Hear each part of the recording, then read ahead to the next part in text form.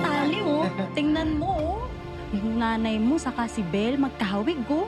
Alam mo, mabuti lang sila pareho, pero hindi ko naman sila mapagkakamala na mag-ina. Tsaka ako lang naman kasi yung nag-iisang babaeng anak ni nanay. Bakit ka ganyan? Epal ka talaga, no? Sa lahat ng bagay, gusto mong isiksik yung sarili mo. This is the last time that you will be seeing my mother again. Meron kasi sana akong hihilingin sa'yo. Hindi to madali para sa akin. Ito na sana yung huli nating pagkikita. Ano, masaya ka na ikaw yung pinili. Hanggat nandito ako, hindi magkakaalaman na mag-ina yung dalawang yan. Hawak natin ang sikreto at suportado kita, anak.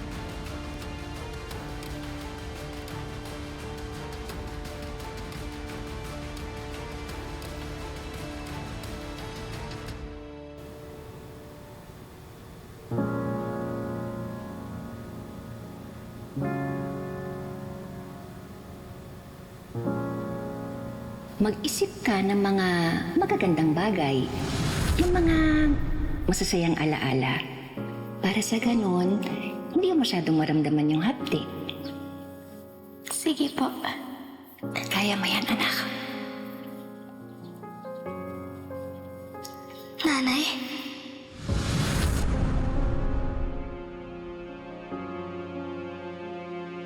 Pwede ko po ba kayong mayakap? Oo naman.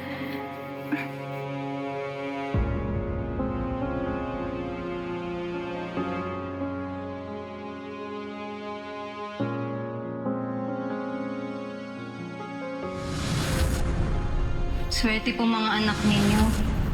Kayo po ang naging nanay nila. Alam mo, swerte din ang mga magulang mo kasi ikaw ang anak nila. Sana nakilala ko ang tunay kong mga magulang. At sana mabait rin po sila kagaya niyo.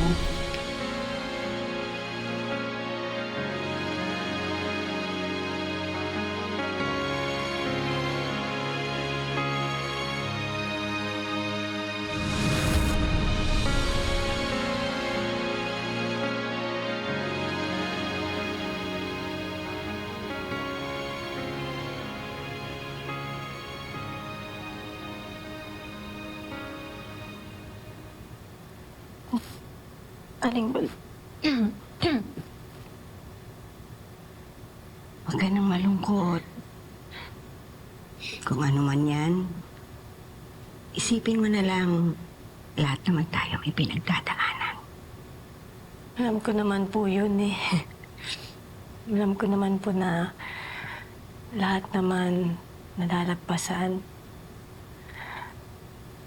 Alam ko rin na someday magiging maayos rin kami ni Tali. At magkikita rin at magkakasama rin ulit kami ni Miss Rosette. Bakit? Ano naman bang ginawa ni Tali? Nagseselos po kasi siya sa amin ni Miss Roselle. Feeling niya, inaagaw ko si Miss Roselle sa kanya. Talaga ba? Ikaw pa ngayon ang mga aagaw. Ang kapal. Bakit po?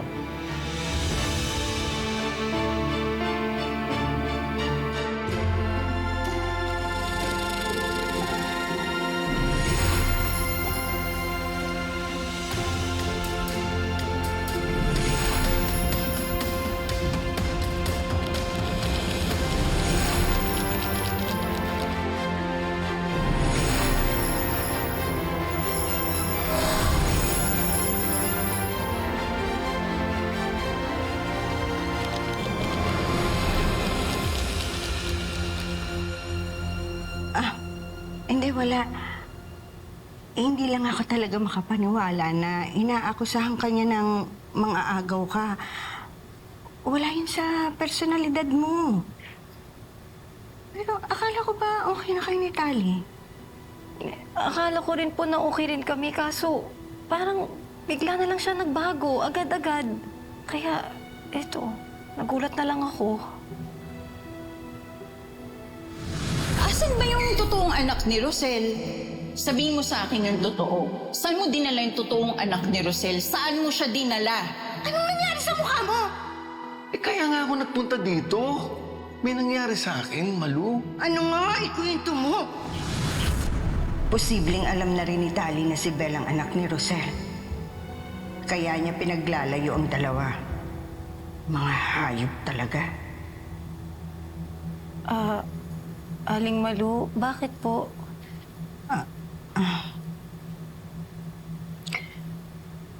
Belle, sana balang araw mapatawad mo ako. Po? Kasi hindi kita matulungan sa sitwasyon mo ngayon. Wala naman po tayong magagawa. I mean, naglabas lang naman ako ng nararamdaman ko. Belle, mabait kang bata. Palang araw, maaayos din ang lahat. Makukuha mo rin kung ano yung nakalaat sa'yo.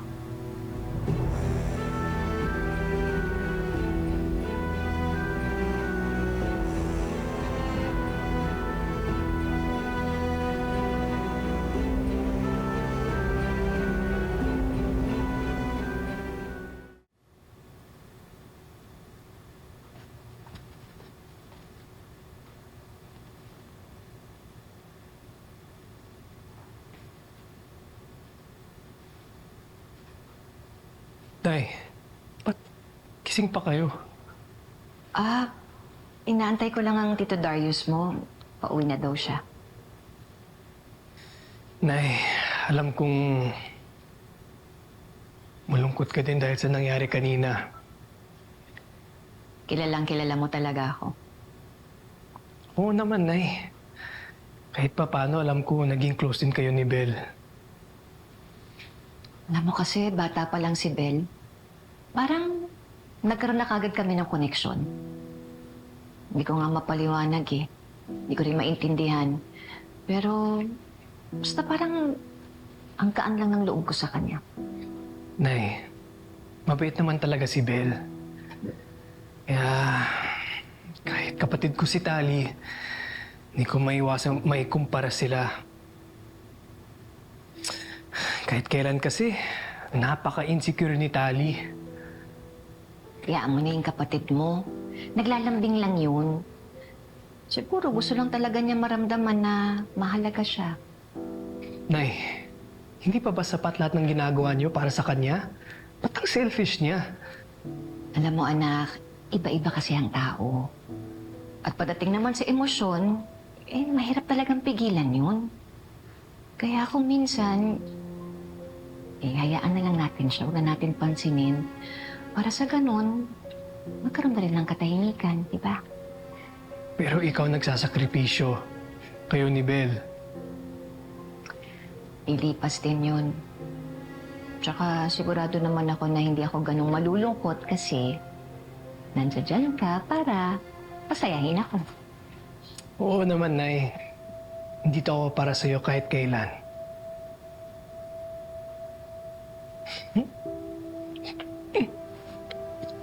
Love you, Nay. Love you, anak. Kahit anong mangyari, dito lang ako. Salamat.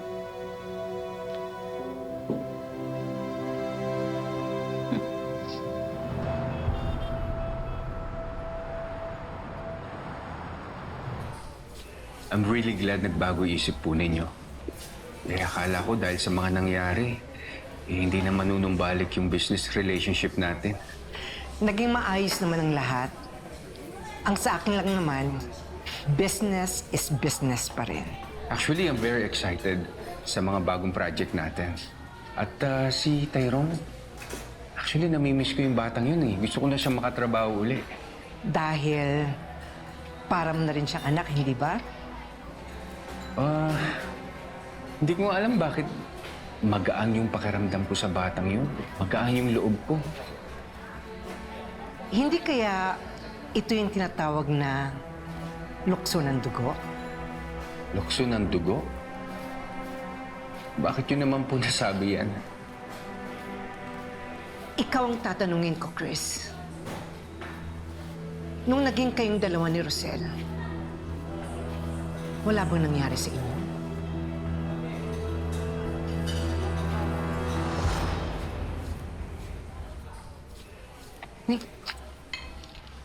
Shell? Alam mo, namimiss ko si Belle. Kakamiss siya, no? Kasi naman, no, ang bait-bait tong batang yun. Tapos, ang galang-galang pa, tsaka ang gaan kasama. Tapos, ang sarap tingnan ng mukha nung ganda. Naisip ko tuloy, eh. Kahit impaktita yung babaeng nagpalaki sa kanya, aba, lumaki ng tama yung bata. Palibasa, hindi niya kadugo. Di ba? Hindi niya kadugo yung biyang impaktita na yun. Sino kaya ang tunay na magulang ni Belle, no? Kawawa naman yung bata. Alam mo, kahit hindi niya aminin, nararamdaman ko yung paghahangad niya na malaman yung katotohanan. Alam niyo, Madam Jacinta, ginagalang ko po kayo. Pero it's none of your business. Aba, yung tanong ninyo, masyado ng personal yan. Masyadong personal? O ayaw mo lang harapin ng totoo? Nalilito po ako. Ano ba gusto niyong ipunto? Chris, mahal ko si Tyrone. Para ko na siyang anak. At nararamdaman ko na nangungulila siya sa kanyang ama. Tinanong ko si Rosel kung sino ang tatay ni Tyrone. Pero ayaw niya magsalita. Hanggang ngayon, pinagkakait niya sa bata yung totoo. Sa totoo lang, masarap sanang tulungan niyan si Belle. Ang problema, yung anak mo. Oh, isa pa yon, isa pa yung anak mong maldita. Eh, hindi mo naman tunay na anak, pero napakasilosa. Adela, ano ka ba? Ipipit mo baka mamaya may makarinig sa'yo dito. Eh, bakit ba? Yun naman ang totoo ah. Hindi mo naman talaga siya tunay na anak at saka hindi rin siya tunay na kapatid ni Tyrone. Dahil yung tunay mong anak at tunay na kapatid ni Tyrone, andun sa Santa Ines, nakalibing. Alam mo, magbo-birthday na siya. Sayang nga eh. Kung nabubuhay lang siya, sigurado ako magkasama kami.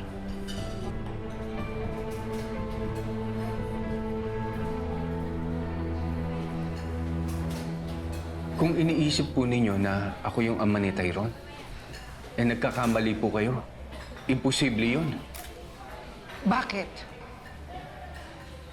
Paano kung kunin kayong bata? Sure? Kumadrona ka, di ba? Umuwi ka ng probinsya. Alagaan mo si Rosel hanggang makapanganak siya. At pagkatapos nun, kumbinsihin mo siya na ibigay sa akin ang anak namin. Basta alam ko, dahil isa lang ang anak ko, si Belle. Isa lang at wala nang iba.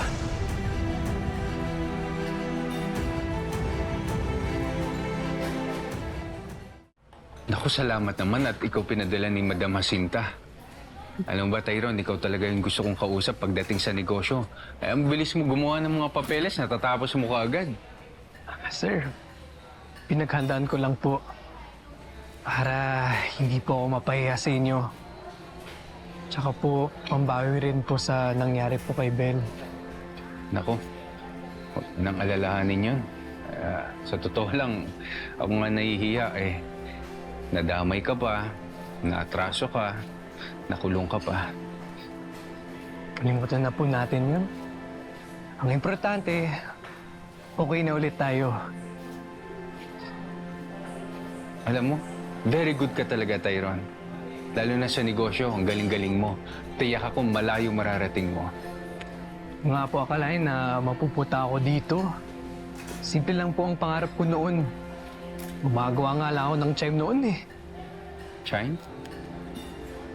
Opo. Yung ganito po.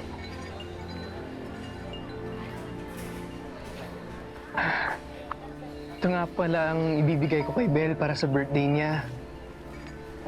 Kung okay lang po sa inyo, pakibigay na lang po sa kanya.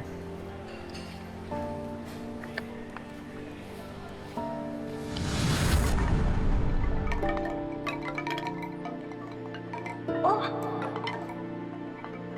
Di ba ikaw ang may gawa nito ng mga bata pa tayo? Natago mo pala? Eh, alam ko naman paborito mo yan. Kaya binibigay ko yan sa'yo bilang reward dahil magaling ka at masipag sa trabaho. Alam mo, big coincidence ha? Dahil gumagawa rin ako ng ganito eh. Talaga po? Oo. Saan ka ba natutong gumawa nito? Hindi ko rin po alam eh. Basta natural lang po sa akin kahit nung bata pa lang ako. Hindi ko rin alam kung bakit may hilig ako sa paggawa ng chime.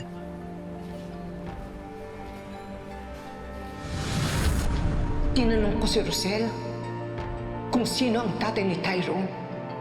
Pero ayaw niya magsalita. Hanggang ngayon, pinagkakait niya sa bata. Yung totoo.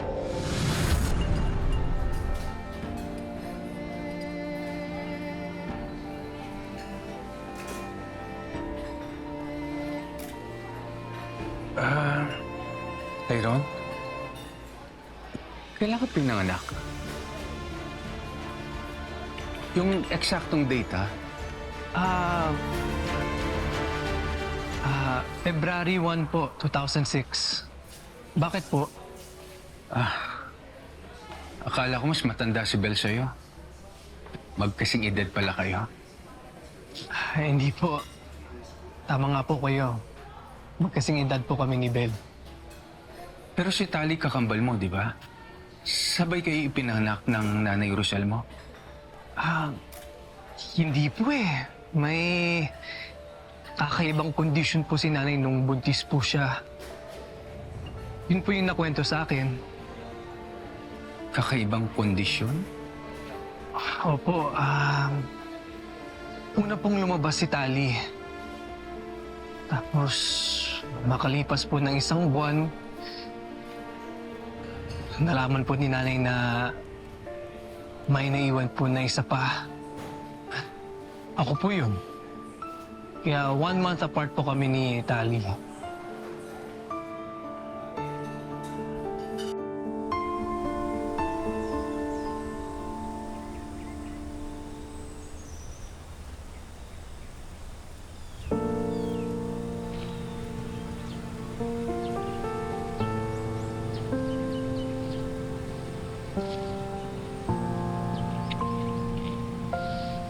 Malapit na naman ang birthday mo. Hindi ko pa rin nakakalimutan. Kahit matagal na panahon na. Alam mo, hindi ko talaga maintindihan. Sa isip ko, buhay ka. Rosel, babae ang anak mo. May pangalan ka na ba? Talia. Tali yung palayaw niya. Talia. Mahal na mahal kita. Kahit na anong mangyari, hindi kita papabayaan. Buntis pa rin po ako? That's exactly what makes this rare. But not impossible. Kambalang ipinagbuntis mo, Rosel. Maaaring hindi ka nagpa-check up, kaya hindi mo alam na kambalang ipinagbuntis mo. The first baby was delivered prematurely, pero yung kakambal niya, nananatili dyan sa sinapupunan mo. Ang fraternal twins ay nabubuo galing sa 2 separate eggs at mayroong 2 placenta o inunan. In rare cases like yours, naunang ipinanganak yung isa at yung isa naman nananatili sa sinapupunan and continues to develop. Tinatawag namin itong delayed interval delivery. Sana hindi ka na lang kagad kinuha sa amin. Hindi sana kasama pa rin kayo ng kakambal mo. Sana buo yung pamilya natin.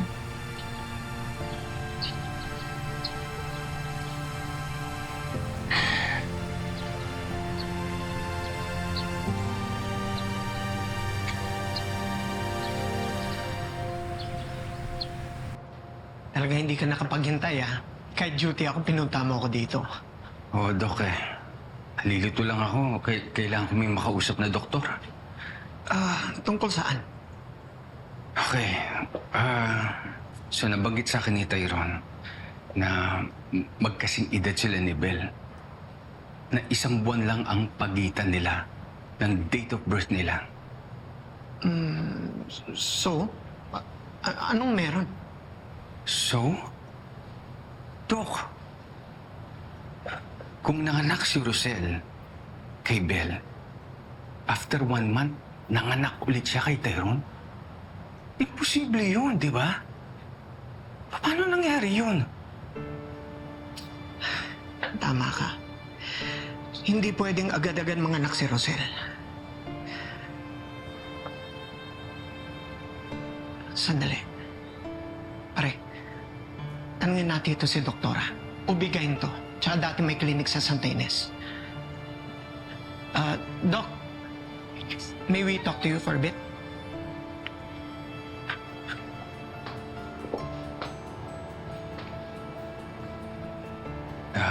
Doc, may tatanong lang po sana ako eh. Kunwari po nanganak yung isang babae. Tapos, after 1 month, nanganak ulit po siya. Posible po ba yun? You mean twins ang bata? Maaari pong kambal. Well, there's a rare case called delayed interval delivery kung saan ang mother ay nanganganak ng twins pero unang lumalabas ang isa sa mga kambal. After a while, susunod naman ang isa pang sanggol. I remember vividly, meron akong pasyenteng ganyan. 1 buwan bago niya isinilang ang kakambal ng una niyang anak. Sa isang ospital sa Santa Ines, isinilang ang mga bata. Santa Ines? Taga doon po ako dati. Teka, Dok, yung pasyente niyo ba, ang pangalan, Rosel? Kilala mo si Rosel Dizon? Kaibigan po namin siya. Siya ang tinutukoy ko na nanganak ng kambal. Pero 1 buwan ang pagitan ng 2 sanggol. Kambal nga ang anak ko. Ikaw ba kakambal ni Belle? Magsabi ka na totoo. Anak ko rin ba si Tyrone? Opo.